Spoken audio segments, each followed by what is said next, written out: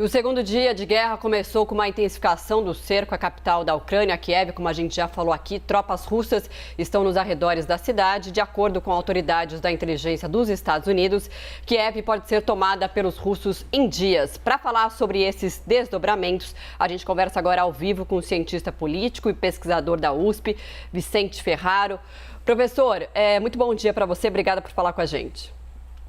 Muito bom dia e obrigado pelo convite, Daniel e Marcelo. Professor, a Rússia disse que espera que a Ucrânia, entregue suas armas, se renda à Rússia. Esse deve ser o caminho, já que Zelensky já disse que está sozinho, por enquanto, nessa invasão?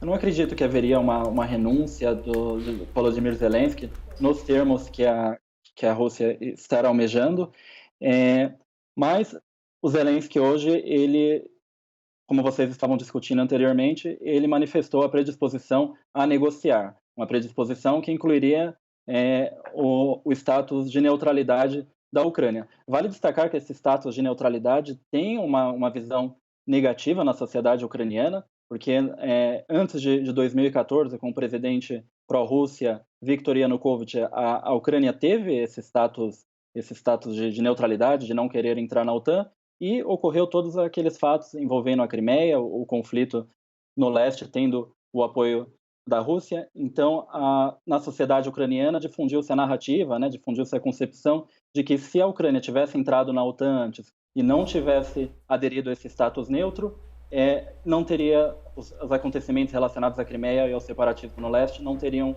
ocorrido. Professor, como que o senhor avalia a questão do Brasil? A gente tem uma reunião agora entre o chanceler Carlos França, o embaixador brasileiro, ministro de Relações Exteriores, com Antony Blinken, para falar do posicionamento brasileiro. Hoje à tarde tem reunião do Conselho de Segurança. O que devemos esperar do posicionamento do Brasil em relação à guerra no Conselho de Segurança? Eu acredito que, por enquanto, o Brasil vai tentar manter uma posição neutra, mesmo pela relação do Brasil no âmbito dos BRICS, uma relação que vem desde outros governos, diversos projetos de relações internacionais no Brasil sofreram alterações por mudanças ideológicas no governo. A relação com os BRICS foi uma das poucas que se manteve mesmo com a mudança ideológica no governo. Então, eu acredito que o Itamaraty vai tentar manter um posicionamento de neutralidade por ser um problema muito distante em relação ao Brasil. Mas caso o conflito se torne mais intenso, a gente veja uma cena de um conflito mais sangrento, eu acredito que haverá uma pressão maior por parte do Ocidente, por parte dos Estados Unidos e da União Europeia, em cima da diplomacia brasileira, no sentido de tomar um posicionamento mais enfático. Esse posicionamento poderia ser tanto uma declaração diplomática contra a Rússia, como uma pressão para aderir a eventuais sanções.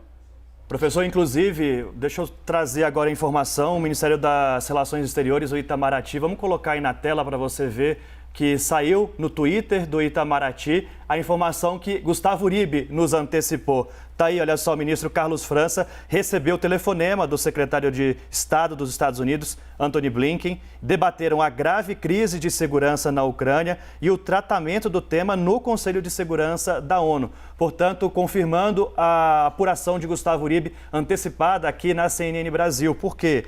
Aqui o Itamaraty ainda coloca, os ministros discutiram o que é possível fazer para encerrar as operações militares em curso, restaurar a paz e impedir que a população civil continue a sofrer as consequências do conflito.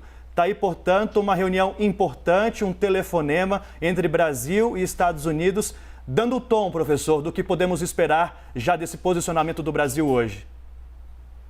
Sim, isso indica que o Ocidente está disposto a pressionar outros estados, inclusive o Brasil e outros países que não fazem parte diretamente do que é considerado o bloco Ocidente, a aderir a um posicionamento enfático contra a Rússia. E não é descartável que haja uma pressão para aderir, inclusive, a sanções contra a Rússia. Mas, na sua avaliação, o Brasil deve fazer isso? Eu não acredito que o Brasil venha a aderir a sanções, mesmo pelo histórico dos BRICS, pela relação recente que o presidente Bolsonaro teve com Vladimir Putin, mas, ao mesmo tempo, essas sanções elas podem ter efeitos colaterais. Por exemplo, o que acontece no caso de Cuba, no caso do Irã. se empresas brasileiras vierem a ter relações com empresas russas, pode ser que de acordo com essa Professor, eu vou te interromper um pouquinho, por gentileza, porque agora fala ao vivo a presidente do Banco Central Europeu, Christine Lagarde. Ela vai falar então sobre as sanções contra a Rússia. Vamos acompanhar. Atualizando a nossa progressão para crescimento e para inflação na reunião do Conselho, e qualquer número que apareça agora é ainda prematuro, porque é uma situação que está em evolução. E esses serão refinidas e apresentadas corretamente.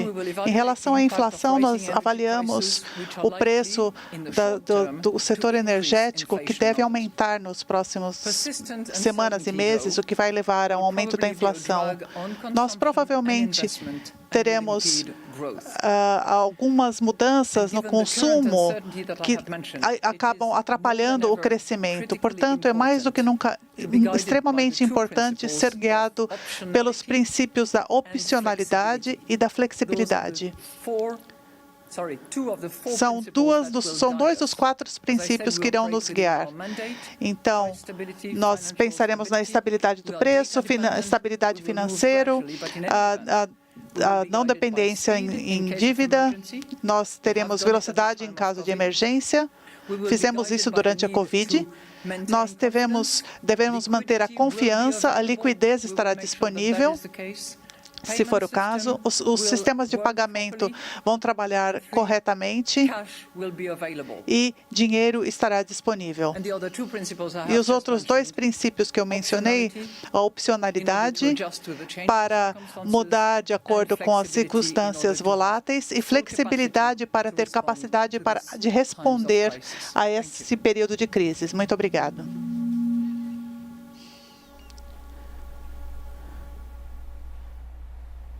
Le Figaro. Monsieur le ministre, vous avez parlé de la détermination des Européens dans le dispositif de sanctions que vous avez imposé, et pourtant on entend beaucoup de dissensions entre différents membres de l'Union européenne sur le package.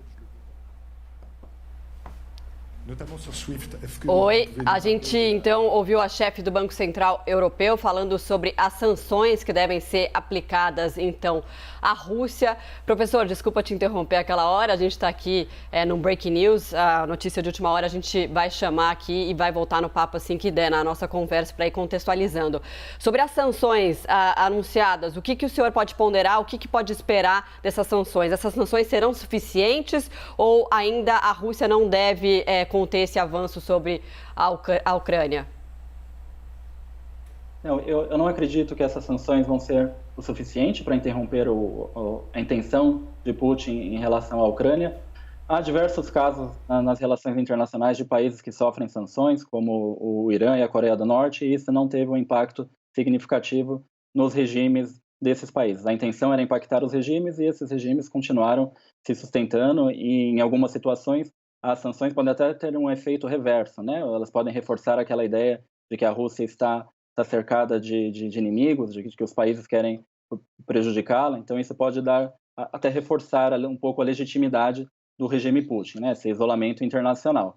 E, como a diplomacia russa vem falando, desde 2014, com as sanções que a Rússia sofre, houve um certo efeito de substituição de importações. Então, algumas empresas russas, alguns produtores russos acabaram sendo beneficiados por esse protecionismo que foi instituído externamente. Essa sanção acabou tendo uma prática, um efeito semelhante ao de um protecionismo. Mas, obviamente, isso impacta para o consumidor russo. O produtor russo pode ter se beneficiado, pode ter tido uma maior geração de emprego, mas, ao mesmo tempo, o preço para o consumidor russo é deteriorado. E em relação ao pacto das sanções no Brasil, pode ser que haja um efeito colateral. Empresas brasileiras, produtores brasileiros que tenham relações comerciais com a Rússia podem ser banidas, por exemplo, eventualmente, de ter relações comerciais no mercado europeu e mesmo no mercado norte-americano. Então, ainda não está claro qual vai ser o alcance dessas sanções, mas pode ser que elas tenham esse efeito colateral, como há no caso de Cuba e do Irã. Algo semelhante ao embargo. Sim. Professor Vicente Ferraro, muito obrigado pelo bate-papo aqui no Live CNN.